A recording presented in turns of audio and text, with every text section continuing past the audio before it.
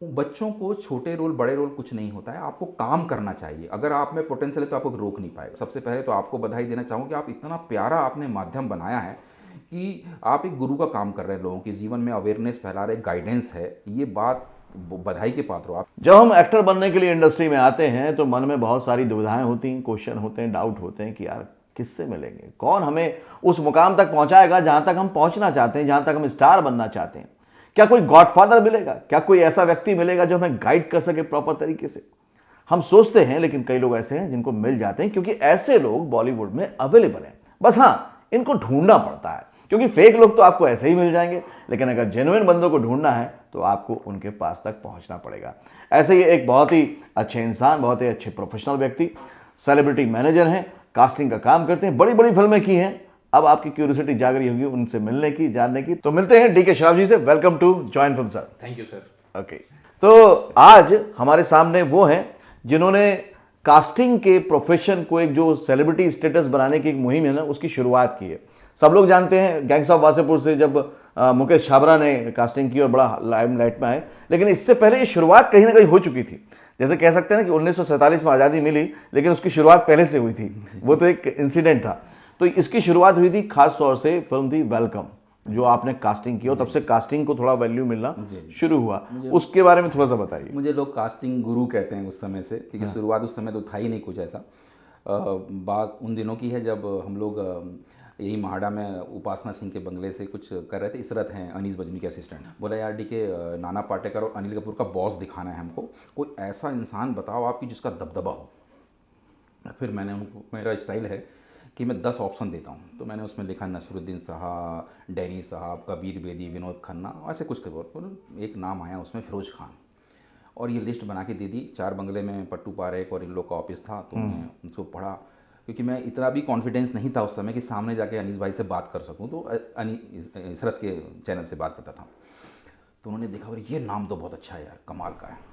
फिर वो नाम जब अटक गया तो फिर बहुत अच्छी बात रही। फिर हम लोग फिरोज नाइडवाले के बंगले गए, वहाँ पर इसरत ने मुझे फिरोज नाइडवाले से मिलवाया। फिर बड़े कॉन्फिडेंस से मैंने बोला, सर इसको रखिए, इसको रखिए, ये सब आप पुराने चेहरे भूल जाइए, आप नए हैं, मनोज पावा है, अखिलेंद्र मिश्रा है, बहुत सारे लोग हैं मेरे पास। तो उन्होंने बोला कि यार इसको रख लो, ये बंदे को बहुत सेंस है। फिर जैसे ही उन्होंने बोला, मैंने इसरत से पूछा, वो चले गए थे, तो मैंने इसरत से पूछा कौन है, तो बोला यार ये फिरोज नाइडर वाले हैं। तो मैंने अच्छा तुमने पहले नहीं बताया, नहीं तो मैं बहुत सोच समझ के बात करता, कॉन्फिडेंस से बात कर ली, तो उन्होंने रख लिया। फिर उन्होंने मुझे बताया कि एक डायरेक्टर का रोल है, जो मैंने उसमें फिर अरशद वारसी को फ़ोन किया और जावेद जाफरी को किया, फिर विजय राज को भी किया। तो विजय राज को रोल बहुत समझ में आया, ठीक है, उसने फिर उसमें आग लगा दी, उससे पूरा डायरेक्टर का रोल था। फिर संजय मिश्रा, फिर स्नेहल दावी, सुप्रिया कारणे, वहाँ से मेरी एक थोड़ी सी जो कॉन्फिडेंस था, चीज़ें थी, वो बढ़ गई। राइट। हाँ, और यही सिलसिला वो उस समय कास्टिंग कर रहा था। तो एक मेरा उस समय ना मेरा हृदय परिवर्तन हुआ। मैंने बीरबल साहब को और बीजू खोटे जी को एक फिल्म दिलाई थी, हेरा फेरी। तो उन्होंने बोला कि सर, बीरबल जी ने मुझे फ़ोन किया कि हमारा पैकअप हो गया, मुझे 80,000 रुपये मिले हैं, मुझे आपको कमीशन देना है। मैंने बोला काहे का कमीशन, मैं तो पैसा देता नहीं हूँ। नहीं, बोले सर आपको देना है, ऐसा वैसा। और जब मैंने बोला चलो सर, मैं वो फिल्म वो तो लूँगा नहीं, आपका आशीर्वाद चाहिए मुझे, इतने सीनियर इंसान है, हमने बचपन से देखा है आपको। तो फिरोज नाइडर वाले के पास वो जब आए तो सीढ़ी चढ़ रहे थे, तो वो चढ़ते नहीं बन रहा था। मैंने डीके भगवान से बात की ऊपर कि यार भगवान देखो ये काम कितना अच्छा है कि मैं किसी इंसान के घर में रोटी या उसका सम्मान बढ़ाने के लिए काम कर रहा हूँ। तो मैं एक एनजीओ खोल लिया उस समय मैंने। ओके। और वो एनजीओ ओल्ड डायमंड नाम से। तो उसमें काफ़ी सीनियर लोग, जो जिनके पास कोई मैनेजर नहीं होता, कुछ नहीं होता, मैं उनको कॉल करता हूँ। हर फिल्म में 1 या 2 लोगों को मैं चुपचाप से सेट कर देता हूँ। क्या बात है, क्या बात है, वेरी गुड। इतनी आत्मिक संतुष्टि मिली मुझे उस चीज़ से, वो एक छोटी सी घटना कि यार ये है। आज भी जो भी फिल्म करता हूँ, कहीं इवेंट में, इसमें उसमें, उन लोगों को बुलवाता हूँ, और वो मुझे थोड़ा सा इस भीड़ से एक अलग स्थान देता है कि नहीं यार ये बंदा ये काम करता है। क्या बात है, ये तो बहुत ही अच्छी बात है। तो आप लोग भी इस वीडियो को ज़्यादा से ज़्यादा शेयर कीजिएगा, और अगर आप ऐसे जानते हैं किन्हीं सीनियर एक्टर्स को जिनको काम की ज़रूरत है, तो कितना अच्छा कि उनका स्वाभिमान भी मेंटेन है। हाँ, सबसे बड़ी कि वो अपने काम से कमा रहे हैं जी। और उसमें आप एक जरिया बन रहे हैं। वेरी गुड, ठीक है जी, बहुत अच्छा। बात यह है कि आपने कास्टिंग से शुरू किया और धीरे धीरे आप सेलिब्रिटी मैनेजर बन गए, और आज आप दोनों काम बड़े अच्छे से कर रहे हैं। लोगों को ज़्यादातर मालूम नहीं है कि सेलिब्रिटी मैनेजर एक्चुअली क्या होता है, थोड़ा सा आप डिफाइन करेंगे।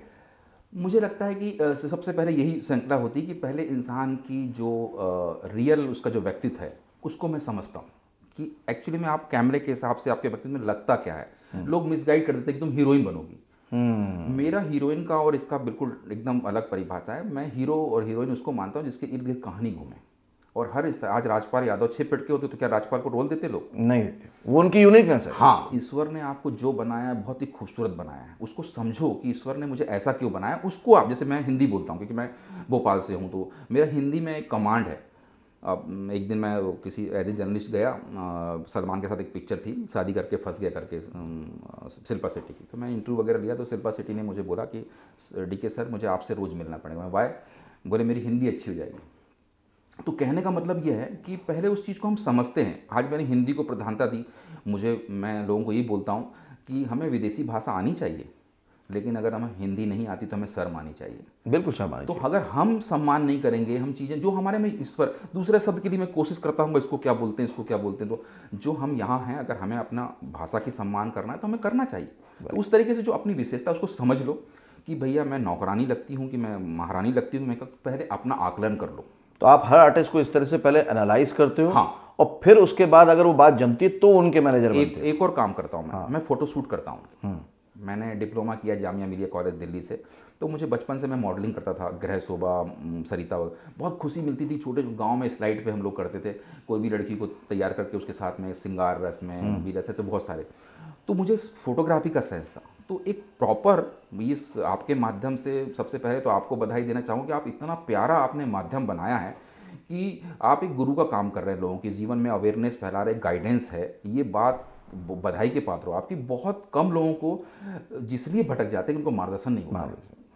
नहीं, वही है। और अब आप भी इतनी अच्छी गाइडेंस दे रहे हैं तो आज भी जॉनसन्स कम्युनिटी को बहुत फायदा होने वाला है। जी बिल्कुल बिल्कुल, निश्चित रूप से। और एक ध्येय हमारा यही है कि हम लोगों के काम आए। हमारा जीवन सार्थक तभी होता है जब हम किसी के काम आते हैं। जी, कि हमेशा कहा जाता था यार कि जाने कहाँ कहाँ से मुंह उठा के चले आते हैं। जी। तो मुझे लगा कि अगर हम नए लोगों को अवेयर नहीं करेंगे, उनको बताएंगे नहीं, ये जिम्मेदारी हमारी भी तो बनती है। बहुत बड़ी बात है। इस बॉलीवुड ने हमको सक्सेस दी है, बहुत बहुत। तो हमें बताना चाहिए कि इस तरह से काम होता है। बिल्कुल बिल्कुल। तो लोगों को पता चलेगा तो ऐसा होगा। और जैसा आपने एक दो काम बताया, वैसे ही हमने एक शुरू किया है कि पेरेंट्स के लिए मैं एक फ्री वर्कशॉप करता हूँ, ऑनलाइन करता हूँ। और उसमें जितने भी पेरेंट्स अपने बच्चों को भेजना चाहते हैं और मन में थोड़े से डर हैं, डाउट्स हैं, लड़कियों को लेकर है, वो सब जुड़ते हैं मुझसे।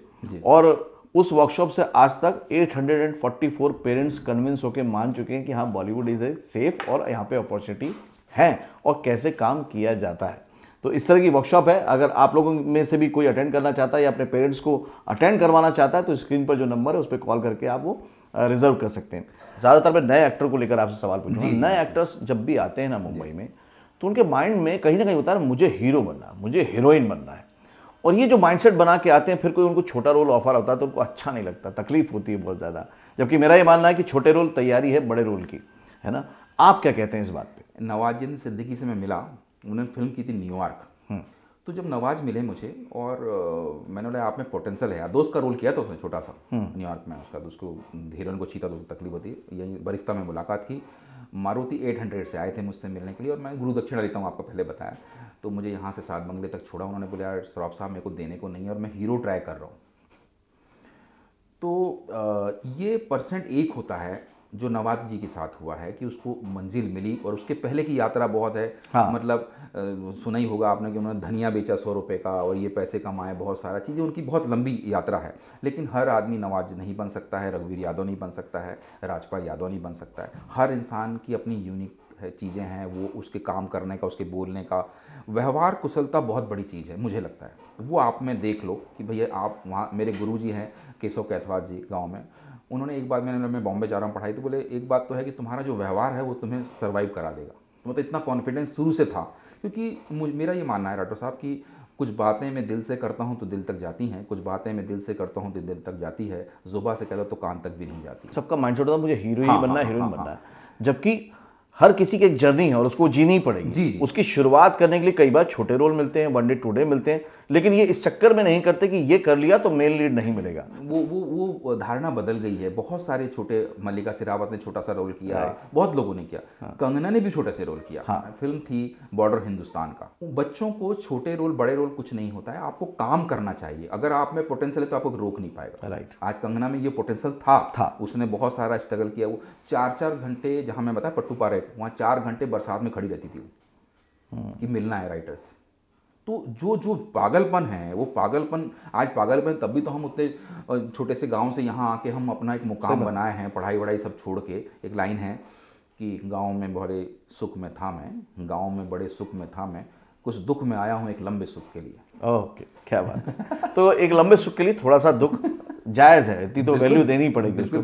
अभी जो इंडस्ट्री बदली है एकदम से, ओटीटी प्लेटफॉर्म आ गए हैं, वेब सीरीज आ गई हैं, इसमें नए लोगों के लिए संभावनाएं कितनी बढ़ गई हैं? बहुत ज़्यादा बढ़ गई है। अगर आप में पोटेंशियल हैं, चीज़ें हैं और आप में वो चीज़ है, यहाँ तो है ना, गाइडेंस की प्रॉब्लम है सबसे बड़ी बात। उसके लिए बहुत बड़ा आपका मंच है जिसके माध्यम से आप लोगों तक पहुँच पाते हो, और वो आप भाग्यशाली होंगे तब आपको ऐसी चीज़ें यूट्यूब पे नज़र आ जाएगी, या आप कहीं से कांटेक्ट करेंगे कि भाई इस तरीके से लोगों से मिलना है। आप अपनी खुद योजना बनाते हो। हर इंसान का अपना काम करने का तरीका है, कोई ऐसा बाटा और कोई फार्मूला नहीं है, फार्मूला ये ऐसे ही होगा। हाँ, आपको अगर आप छोटे हैं तो छोटे के हिसाब से, बड़े हैं तो, और अगर आप में पोटेंशियल हैं तो आप निकल जाओगे। ये प्लेटफॉर्म आपके लिए बहुत मतलब रास्ते खुल रहे हैं कि आपको वहाँ कोई रिस्क नहीं है कि भैया आप स्टार के बेटे हो तभी है, और अगर चीज़ें होंगी तो आप बहुत दूर जा सकते हो। एक और बात इसके साथ कनेक्ट करना चाहता हूँ मैं, अपनी कमजोरियां मत पालना ज़िंदगी में। तो आज बहुत सारी आपने गाइडेंस दी है नए लोगों को, बहुत कुछ बताया है, सिखाया है, और ये भी बताया है कि जो नॉन फेसेस हैं उनको भी एक तरह से गाइडेंस की जरूरत पड़ती है करियर बनाने की। तो इसलिए आपके लिए बहुत जरूरी हो जाता है कि आप अभी नए हैं, आपको तो ज्यादा जरूरत है। तो बिल्कुल भुलावे में ना आए, जल्दबाजी में ना आए कि बस सोचा और चल पड़े, पूरी तैयारी कर लीजिए। और अब तो ये जॉइन फिल्म्स का चैनल आपके पास अवेलेबल है, 2000 से ज़्यादा वीडियो अवेलेबल है। जो आपको 5 साल में स्ट्रगल में सीखने को मिलेगा, शायद ना मिले, वो आप यहाँ से सीख सकते हैं। पूरा। तो मैं तो यही कहूँगा कि सीख के आइए, तैयारी करके आइए, फिर मैदान में आके सीधे खेलिए, तो बहुत अच्छा लगा। Thank you D K ji, thanks a lot, thank you very much. मैं भी आपके माध्यम से सब लोग को बहुत धन्यवाद देता हूँ, और जब भी हो एक व्यूज़ अपने विचार पेश करें, और अगर आपको ऐसा लगता है कि कुछ बातें और होनी चाहिए अच्छी, तो आप हमें इन पे कमेंट करिए और बताइए। और बहुत इजी है हम तक, आप तक पहुंचना। हम ईश्वर की तरफ से संचालित होते हैं, हम लोगों के काम आना चाहते हैं। अच्छे लोग दुनिया में हैं। आपकी सृष्टि अच्छी है तो दृष्टि अच्छी होगी, दृष्टि है तो सृष्टि अच्छी होगी। बस आपके ऊपर निर्भर करता है कि आप यहाँ आइए। वेलकम।